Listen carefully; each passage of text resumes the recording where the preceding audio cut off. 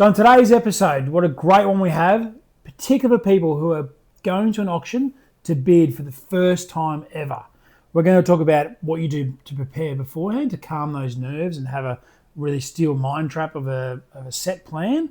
We're going to talk about how you execute the plan, and we're also going to talk about what could happen if it doesn't sell and you're the highest bidder. Welcome to the Sydney Property Muppets podcast. My name is Lawther. I'm the real estate agent, and with me forever is Chris Clarke, the buyer's agent. the stunning buyer's agent. You heard it here first. Turn it back. Jez behind the camera is HR not happy. Why is Jez always getting called on me? It's never you. Well, I think there's an obvious reason for that.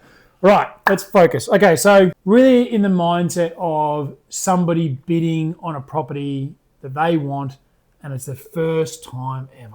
Well, I was going to say, Chris, as a selling agent, as an ethical selling agent, I'm always generally trying to call the buyers before the auction to tell them, look, to try and give them general tips and advice to how to best win, how I would best bid. Now, obviously, they can take it, they can leave it, they can believe it or not. However, at the end of the day, they're the ones that still have to sleep the night before. They're the ones getting this loan, this large amount. They're bidding at auction. They've got no skill set. They haven't been under pressure.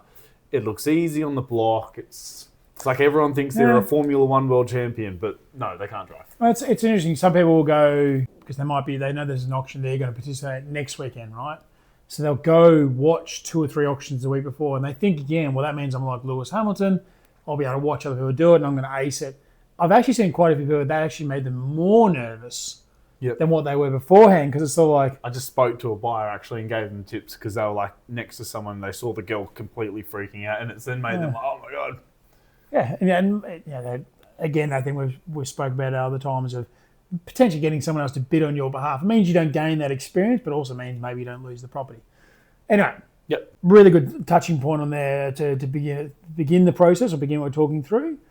For me, it's about really saying to buyers, a couple of tips. We talked about on an episode, 2 episodes ago, about the sellers having a number for their reserve price a day or two beforehand. Same as the buyer. You need to have your maximum price worked out the day before your head hits the pillow the day before, as latest.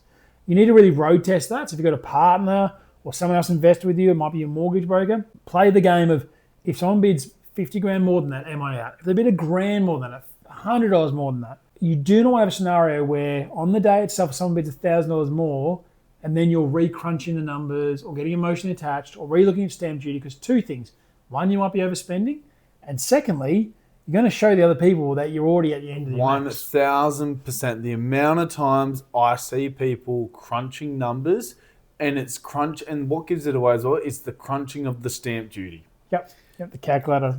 Because not only does it tell the other buyers that you've got more, it tells the agent you've got more, and even if you're not going to be the buyer, how much more can I wind you up to get the other either people, get you or get someone else. Which is only also then, if we drag you up more, we're dragging them up more if they So look at that, you're talking to the ethical real estate, which you are, but he's obviously going to identify, it's like a poker table. Someone's getting flustered and over-committing. He doesn't want someone, he's not here to bleed them dry, but he's confident people have got their finance approved.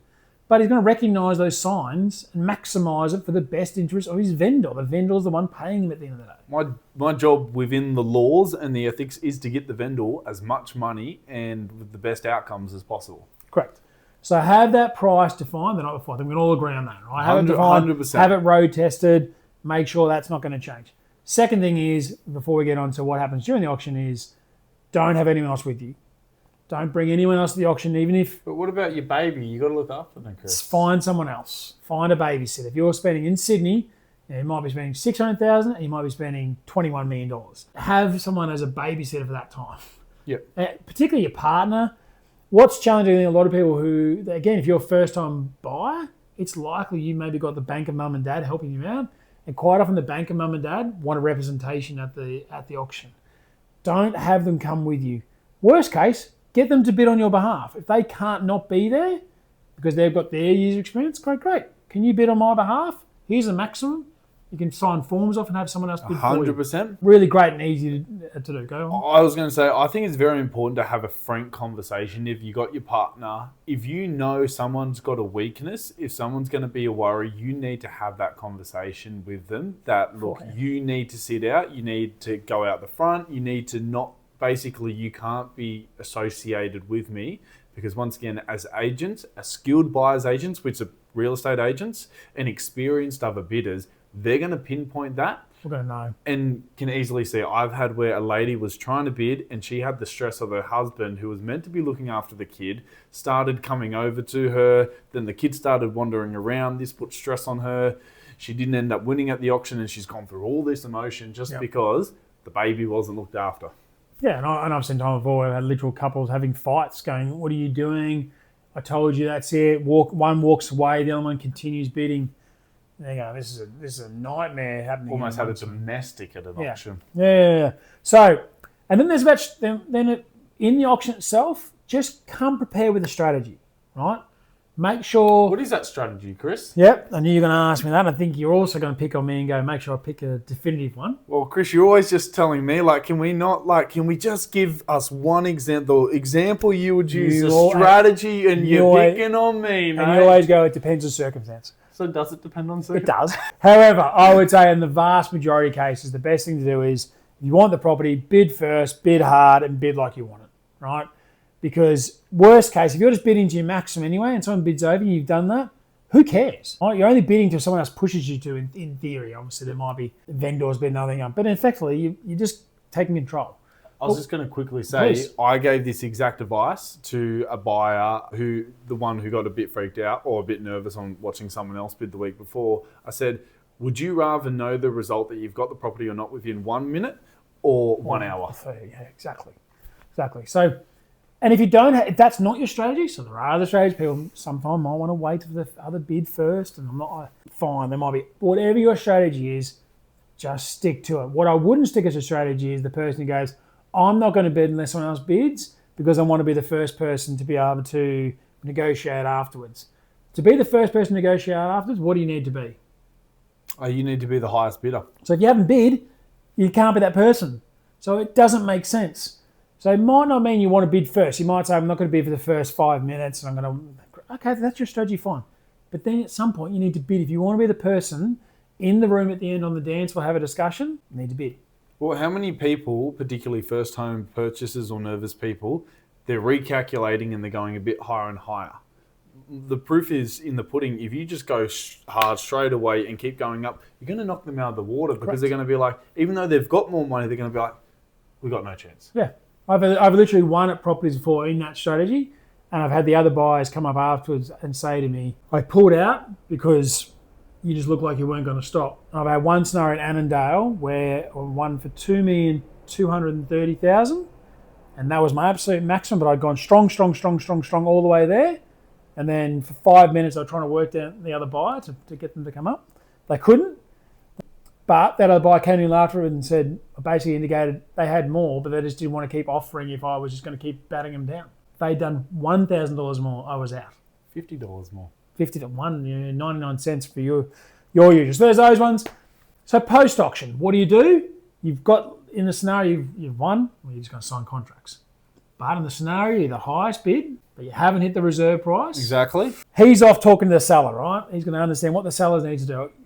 Me, if I'm the buyer's agent, or you as the buyer, need to have a think. And this again comes in a strategy. You need to have already determined what you're going to do in this scenario. So you're thinking all this. You're thinking, okay, if you agree to spend, let's say $2 million, and you've got the highest bid of 1.95, is it worth $2 million? You've said it was beforehand. I'm not saying you just throw it there, but you need to make a judgment call about whether that's going to work, and that might be the magic number gets it done. Also, if you think, well, I bid to my most, or I bid not 1.95 and there's nothing more, then that's nothing more. Tell the agent there's nothing more there. They will do everything they can to get more money out of you. Of course they will. But this is where you need to have that solid mind, steel mind, and make a decision that prior, in this circumstance, what you're going to do.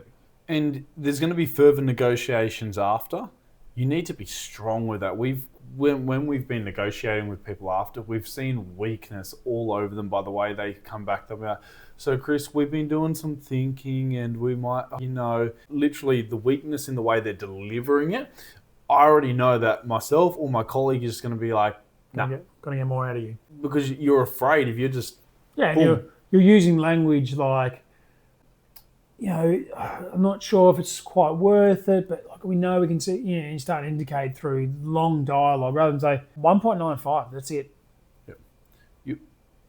In that scenario. No, but I was going to say, you got to act like if you haven't told the agent your exact number, your exact budget, don't be like, oh, we could go more, but we think it's here. Just be like, that's all we've got to spend. True. Very true. Very true. Nice. Yeah. Very good. Okay, short and sharp, hopefully. If you've got any more questions, reach out to myself from a buyer standpoint. I'm happy to help, even if you're not my client. I'm happy to give you some advice. And I know Kurt as well. You might think he's a sales agent, but genuinely he'll give the almost identical advice to what I give anyway. Yeah. Okay, on to... Yes, Chris. Some sort of weird quiz. Well, I'm actually going to keep it on property. In commercial auctions, do you need to register to bid in New South Wales? The fact you're asking that, and I don't do commercial properties, I'm going to say no.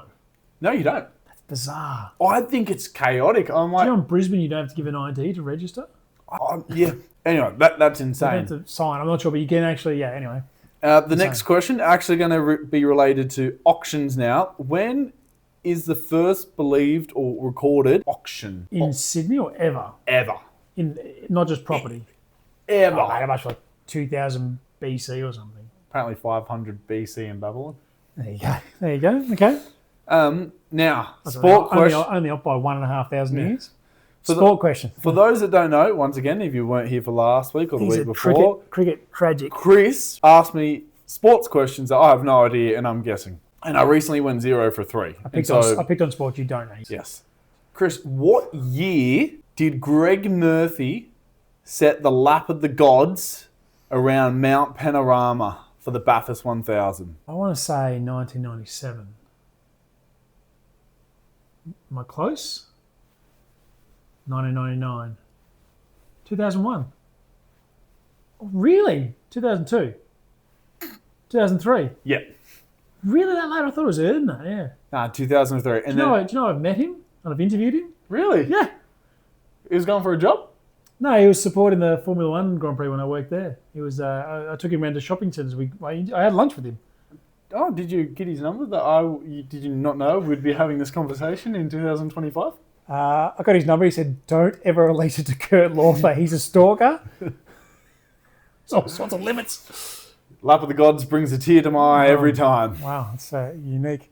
Very good. Okay, great episode there, talking about that first time bidding.